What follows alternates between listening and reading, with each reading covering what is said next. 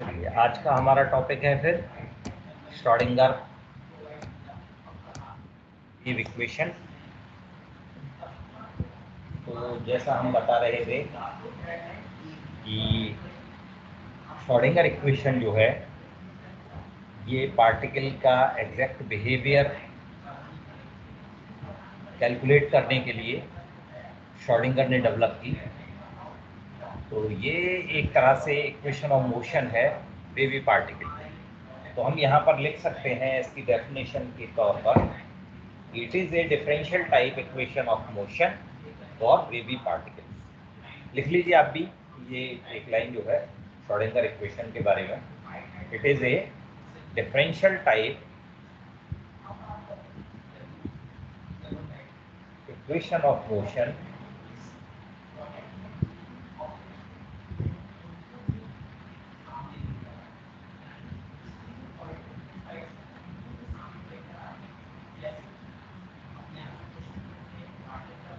of the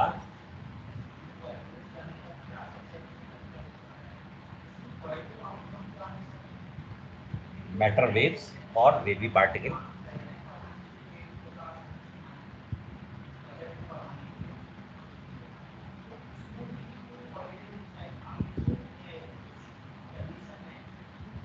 Yes, sir. It can be divided into following two parts. तो दो तरह की श्रोडिंगर वेव इक्वेशन देखने में आती हैं. It can be divided into following two parts.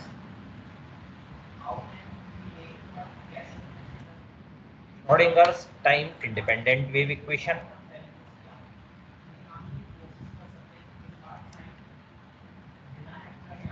Schrodinger's time independent wave equation, ये पहला हेडिंग ही डाल दीजिए.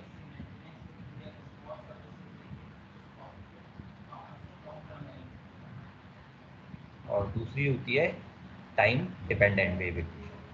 तो हम पहले श्रोडिंगर की टाइम इंडिपेंडेंट वेव इक्वेशन जो है उसको ड्राइव करेंगे.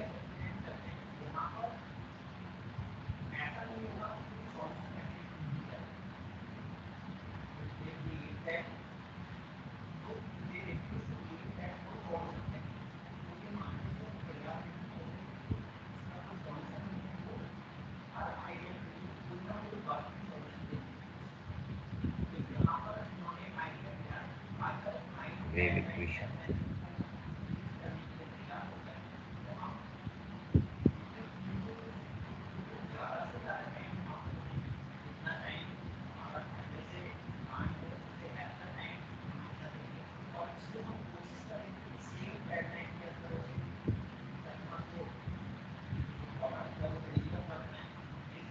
तो श्रोडिंगर ने जो टाइम इंडिपेंडेंट वेव इक्वेशन है या अपनी वेव इक्वेशन जो है वो क्लासिकल वेव इक्वेशन को मॉडिफाई करके डेवलप की. तो वो किस तरह से डेवलप की वही आज हम देखेंगे. तो जरा थोड़ा सा इसका कंसिडरेशन लिख लीजिए. According to de Broglie theory,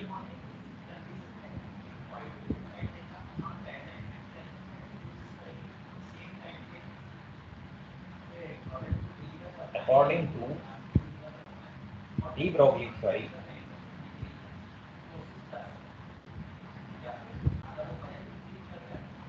a particle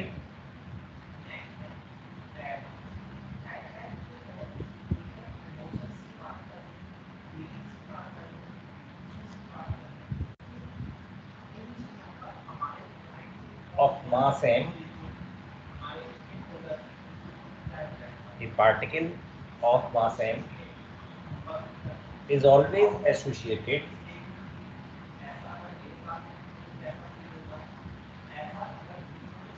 sir mass की बात क्या है? mass m, small m, is always associated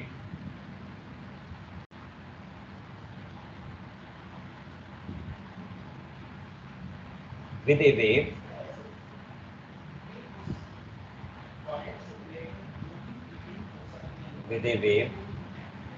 whose wavelength is given by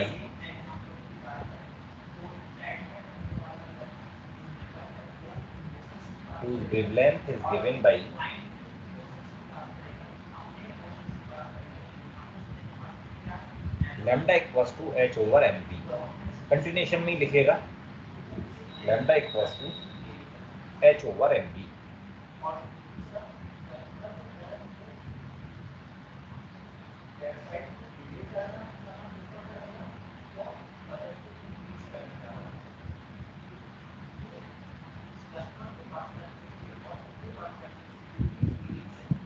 If the particle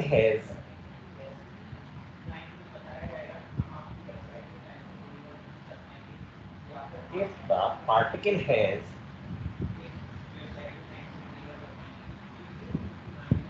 wave properties,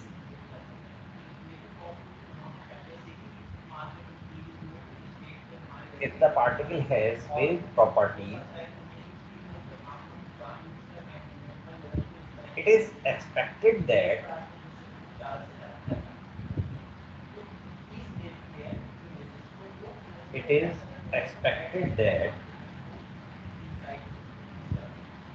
there should be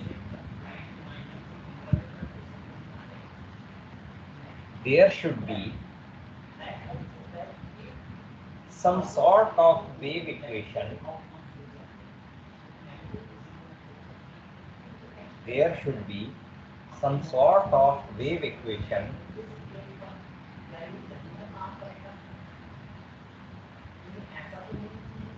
which describes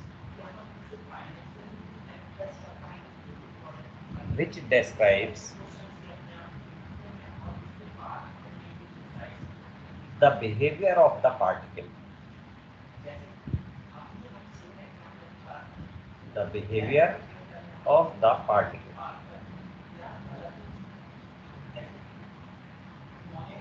Let xyz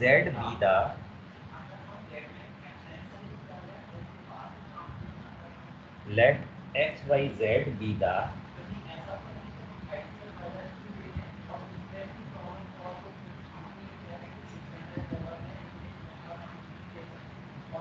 coordinates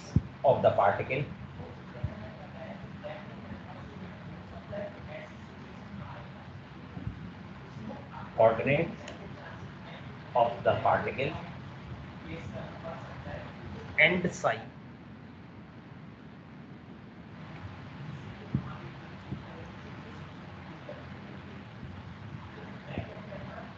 देखिए साई, ये इस तरह से साई आप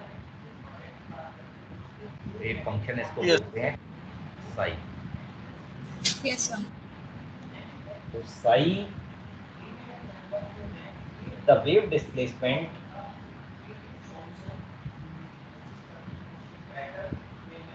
and psi the wave displacement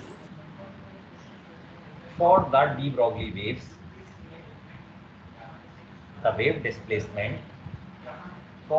Broglie waves, at any time t.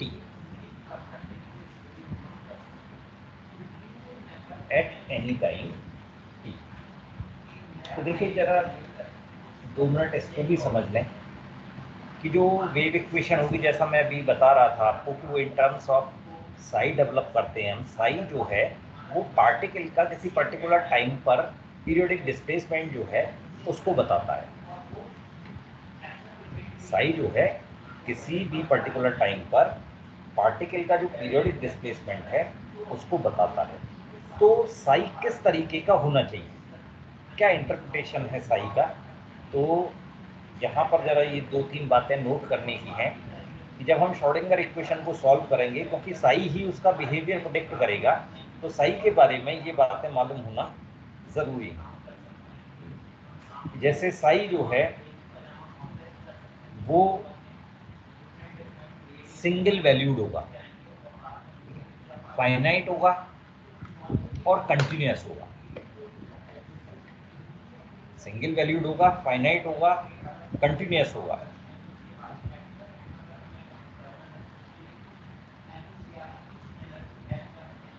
Sai एक complex quantity होगा, ये बात भी याद रखने की है कि साई जो है वो एक कॉम्प्लेक्स क्वांटिटी होगा और साई को in terms of probability density calculate किया जाएगा। ठीक है, मीन्स साई स्क्वायर की टर्म में इसको कैलकुलेट किया जाएगा। और अगर ये वैल्यू जो है, ये साई स्क्वायर जो है, प्रोबेबिलिटी जो है वो इसकी डिनोट करती है, तो इसे प्रोबेबिलिटी की टर्म में मेजर किया जाएगा। और अगर इसकी वैल्यू 1 आती है तो इसको हम बोलते हैं condition of normalization within the region, जो जिस भी रीजन के अंदर हम इसे नोट करना चाह रहे हैं। तो अगर इसकी वैल्यू 1 आती है तो इसको हम बोलते हैं कंडीशन ऑफ नॉर्मलाइजेशन, जो उसका बिहेवियर प्रेडिक्ट करने में हेल्प करता है। तो साई का ये जो फिजिकल इंटरप्रिटेशन है, इसको हमें ध्यान रखना बहुत ज़रूरी है इस पर काम करने से पहले। तो ये साई की बेसिक सिग्निफिकेंस था। तो चलिए,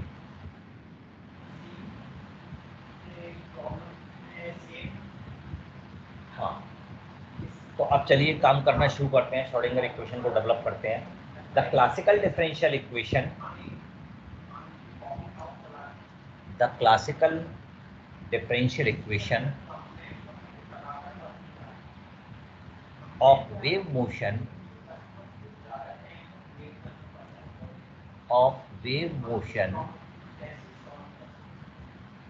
is given by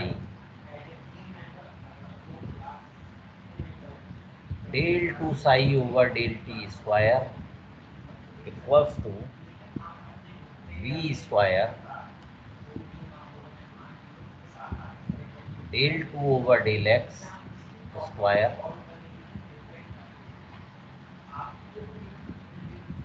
plus del 2 over del y square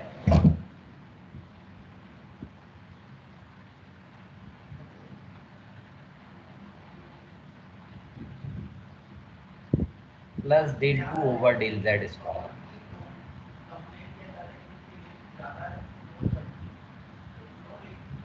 into psi। और जैसा कि हम जानते हैं कि इस फैक्टर को हम बोलते हैं डेल्टा स्क्वायर, तो it can also be written as v square del 2 psi. तो ये हमारी क्लासिकल वेव इक्वेशन है, क्लासिकल डिफरेंशियल इक्वेशन है। और इसका जो सॉल्यूशन होगा, the solution of equation number 1, से it is equation number 1, the solution of equation number 1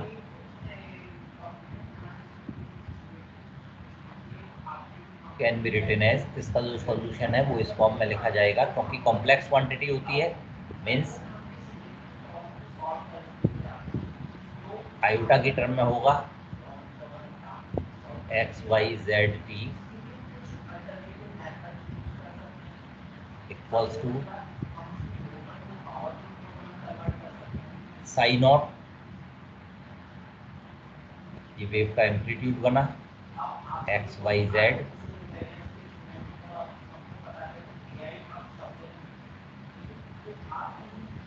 e to the power minus i omega t, minus i omega t. तो ये जो है इक्वेशन नंबर 2, इसका जनरल सॉल्यूशन है differential equation 1 का।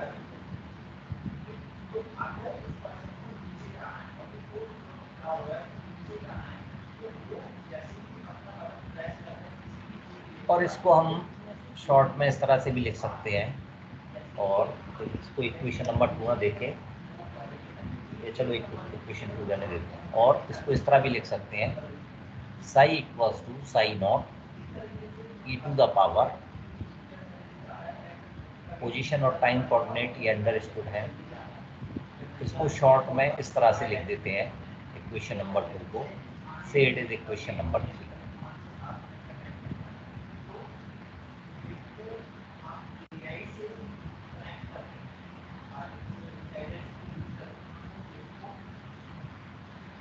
तो अब हमने क्या किया, इस इक्वेशन नंबर 3 हमने with respect to t differentiate किया twice, 2 bar.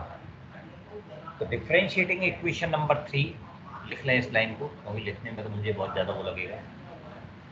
Differentiating equation number 3, twice we get, तो अगर ट्वाइस इसको डिफरेंशिएट करें तो del 2 psi over del x square del t square will be equals to, पहली बार जब करेंगे तब माइनस आई आएगा, और दूसरी बार जब दोबारा डिफरेंशिएट करेंगे तो फिर से माइनस आई आ जाएगा, तो माइनस माइनस प्लस हो जाएंगे, आई स्क्वायर बन जाएगा, और आई स्क्वायर की value -1, then it will be equals to minus omega square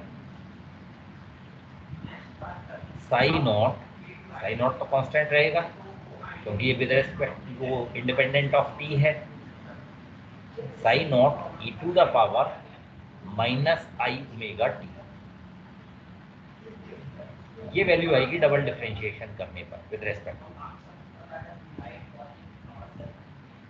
और जैसा कि हम जानते हैं कि psi naught e to the power minus i omega t psi से डिनोट किया हुआ है इक्वेशन नंबर 3 में, तो इसको हम लिख सकते हैं minus omega square Sai,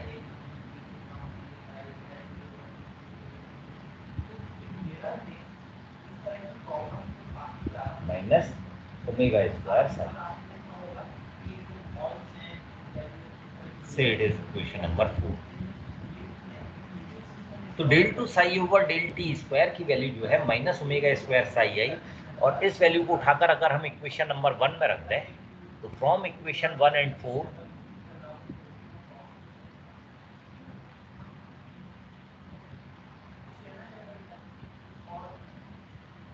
from equations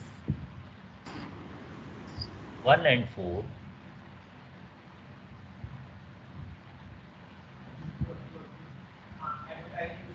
we have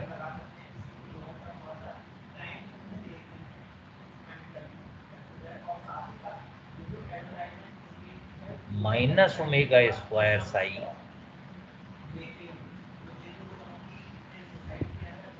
equals to v square del square psi,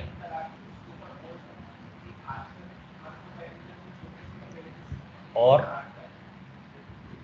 it can also be written as del square psi plus omega square over v square का cross multiplication करके और variables shift कर लिए, omega square over v square psi will be equals to 0, से it is equation number 5।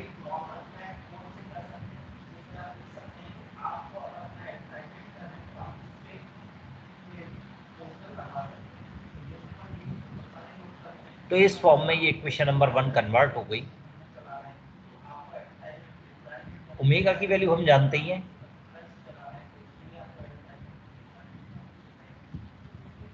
Omega की value होती है 2 pi new,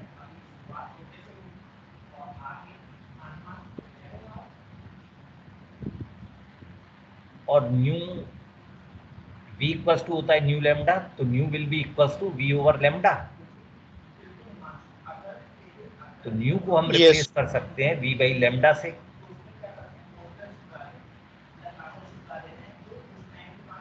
तो यहां से हम ओमेगा ओवर v की वैल्यू निकाल सकते हैं,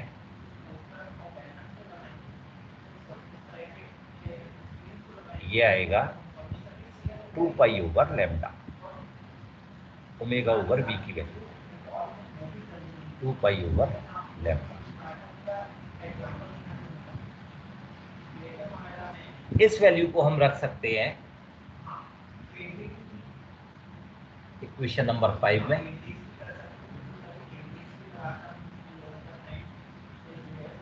तो हमारी इक्वेशन नंबर 5 जो है वो कुछ इस फॉर्म में आ जाएगी,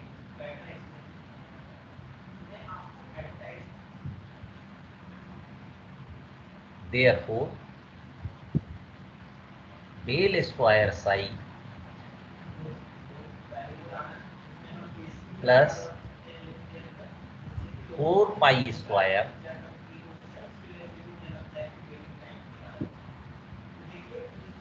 over lambda square psi equals to 0।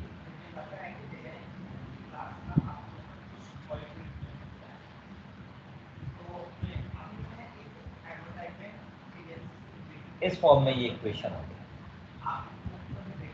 Equation आ गई है आपके equation number 6।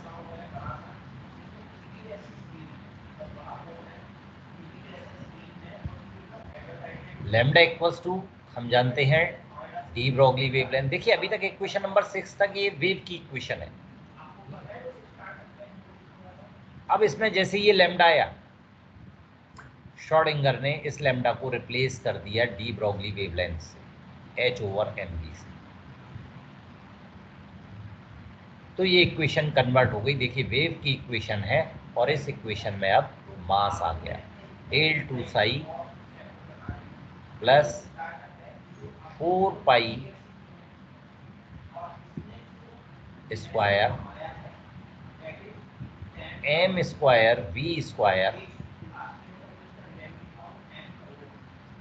Over h square psi equals to 0 और 4 pi square over h square को हम 1 ओवर h का स्क्वायर से रिप्लेस कर सकते हैं, m square v square over h का स्क्वायर साई रह गया यहाँ पर, h का square psi will be equals to 0. से इट इज इक्वेशन नंबर 7। तो देखिए वेव की इक्वेशन में मास आ गया।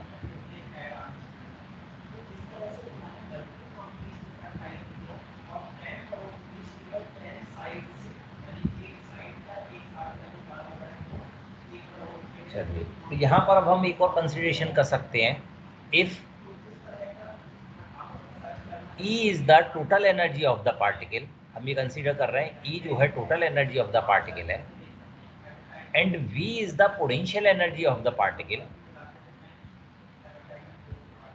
If E is the total energy of the particle and V is the potential energy of the particle, then its kinetic energy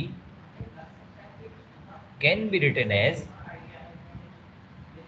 half mv square equals to E minus V। Kinetic energy को इस तरीके से लिखा जा सकता है। Yes sir. तो यहां से हम m स्क्वायर v स्क्वायर की वैल्यू अगर हम निकालें,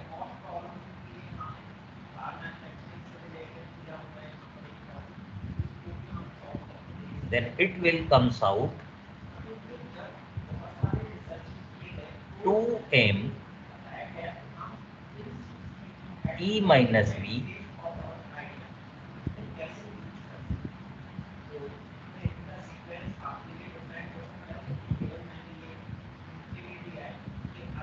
m स्क्वायर v स्क्वायर की value 2m E minus V आ जाएगी। इस वैल्यू को उठाकर हमने इक्वेशन नंबर 7 में रख दिया। Therefore del square Sai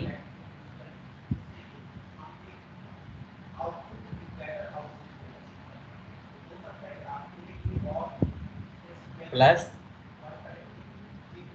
2m over h का स्क्वायर E माइनस वी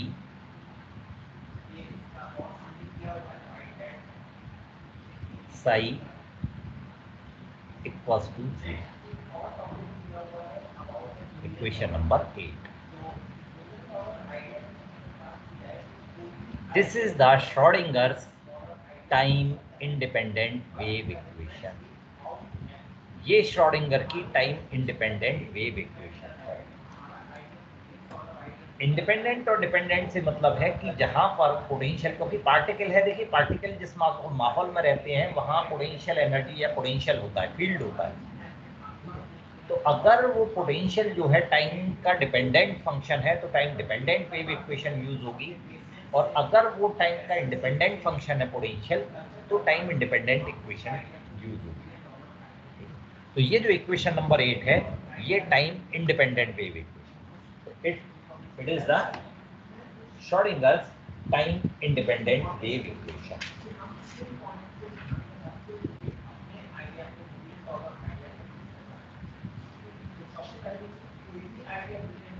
अब श्रोडिंगर की टाइम डिपेंडेंट वेव इक्वेशन अगर हमें निकालनी है तो बी हेडिंग डाल लीजिए है टाइम डिपेंडेंट वेव इक्वेशन। तो वो equation time independent wave equation की हेल्प से ही निकलेगी। टाइम बी हेडिंग डाल लीजिए अब टाइम डिपेंडेंट वेव इक्वेशन।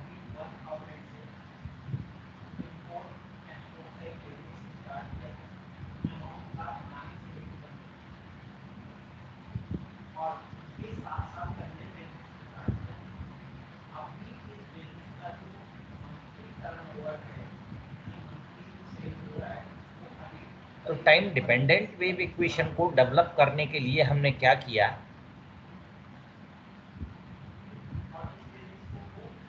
जो हमारा इक्वेशन नंबर 3 था, ठीक है, ये हमारा इक्वेशन नंबर 3 था। इस इक्वेशन नंबर 3 को बजाय 2 बार डिफरेंशिएट करने के हमने एक बार ही डिफरेंशिएट किया। तो differentiating equation number 3, differentiating equation number 3 with respect to t we have, तो देखिए अगर एक बार डिफरेंशिएट करेंगे then it will comes out del 2 psi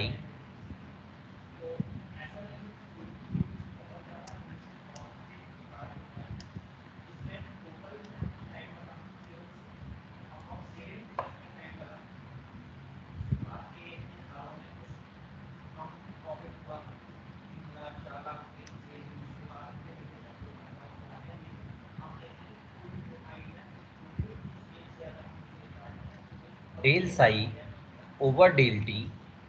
एक बार डिफरेंशिएट किया बस हमने उस इक्वेशन नंबर 3 को, then it will comes out minus i omega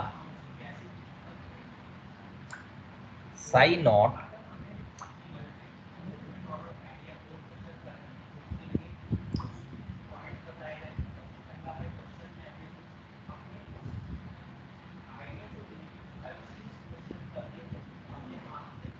e to the power minus i omega T.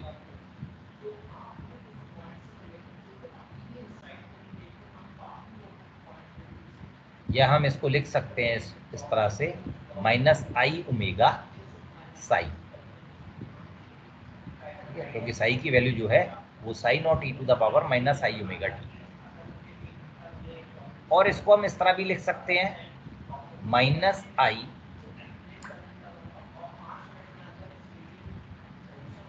Equals to होता है एच कट,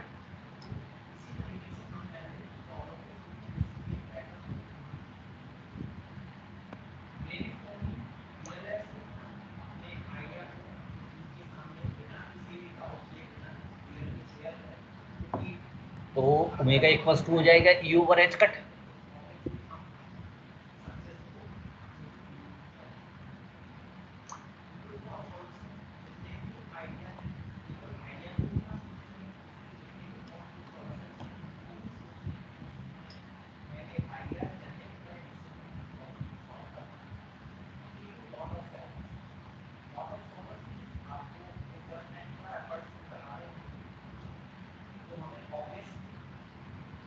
ठीक है,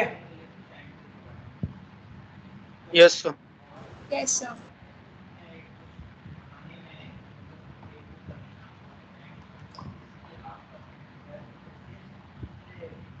तो यहां से हम ई साई की वैल्यू लिख सकते हैं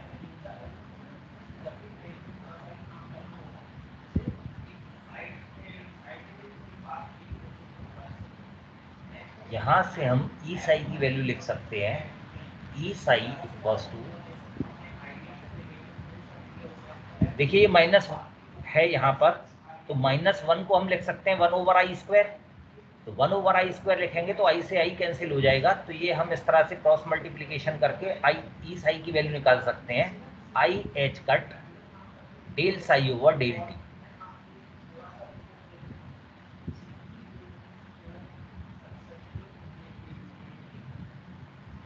i h cut del psi over del t, equation number 9। यानी ई जो है वो एक ऑपरेटर की तरह से काम करेगा, ई का मतलब होगा i h cut del over del t. यानी अगर किसी साई पर हम ई साई लिख रहे हैं तो उसका मतलब ये है कि हम साई को i h cut del over del t से ऑपरेट कर रहे हैं, ठीक है।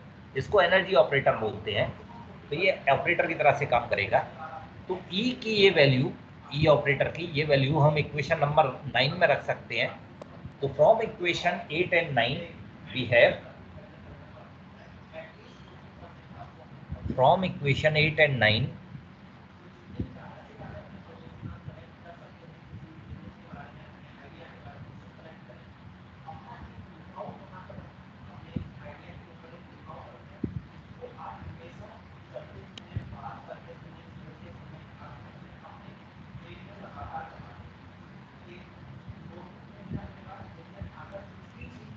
तो जो आपके पास आएगा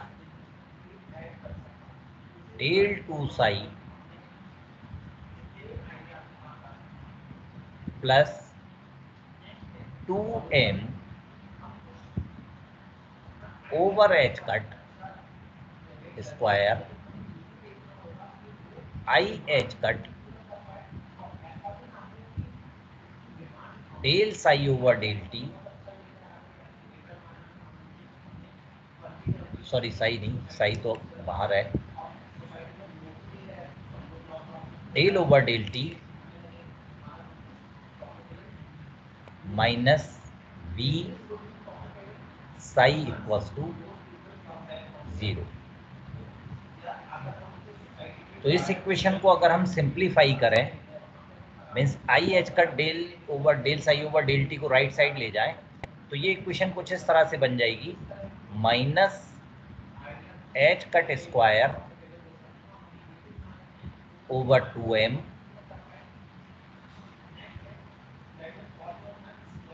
del two psi plus v psi equals to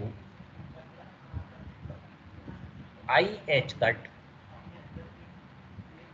del psi over del t. इस इक्वेशन को हम इस फॉर्म में सिंप्लीफाई कर सकते हैं, तो ये आ गई हमारे पास equation number 10। This is the Schrodinger's time dependent wave equation. ये श्रोडिंगर की टाइम डिपेंडेंट वेव इक्वेशन है। इसको हम वहाँ यूज़ करते हैं जहाँ पर ये जो पोटेंशियल V है टाइम का डिपेंडेंट फंक्शन है, वहाँ पर इसे यूज़ करते हैं।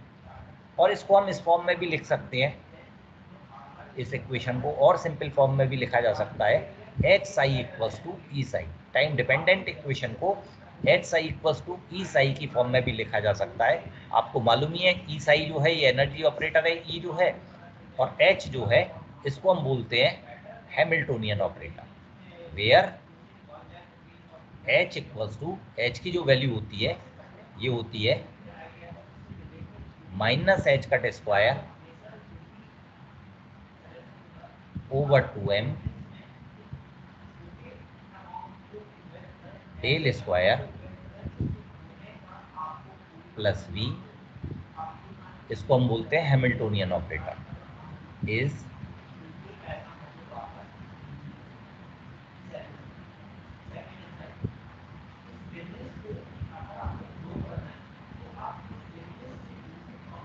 हैमिल्टोनियन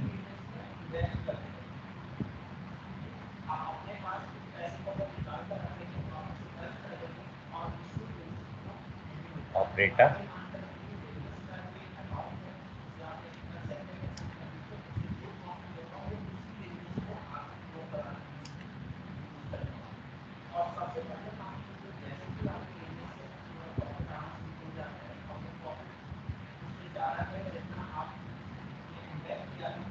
सर हाँ, यहाँ पे h i equal to e psi है, तो यहाँ पे साई साई कट नहीं सकता? अरे अभी तो ये ऑपरेटर का क्या मतलब होता है, किसी फंक्शन पे ऑपरेट करना, तो इसको इस तरह से ऑपरेट किया जा सकता है कि एच हैमिल्टोनियन ऑपरेटर जो है अगर साई पर ऑपरेट करते हैं, और अगर हम एनर्जी ऑपरेटर को जो है साई पर ऑपरेट करते हैं, तो ये दोनों वैल्यू जो है सेम आएंगी। अच्छा सर, ऑपरेट करने का मतलब यहाँ पे क्या हुआ, क्या करना पड़ेगा? ऑपरेट जैसे डेल ओवर डेल टी है भाई, यस सर। किसी इक्वेशन पर आप del over del t apply करते हो तो वो क्या होता है, डेल ओवर डेल टी जो है ये ऑपरेटर है। ऑपरेटर मतलब किस तरीके से उस फंक्शन पे ऑपरेशन करना है। वही सर, वो तो कर लेगा, लेकिन एनर्जी कैसे करेगी? लाइक एनर्जी क्या ऑपरेट करेगी? ये एनर्जी ऑपरेटर है।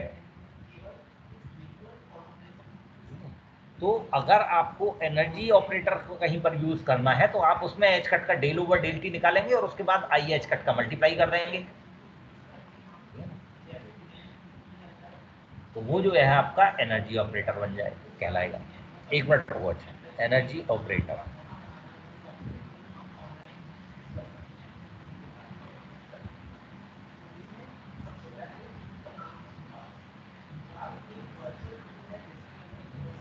तो ये आपकी दो श्रोडिंगर की वेव इक्वेशन थी। नेक्स्ट लेक्चर में हम इनको किस तरह से यूज करते हैं, अप्लाई करते हैं, वो काम सीखेंगे। तो यहाँ फिर आज इतना ही रहने देते हैं।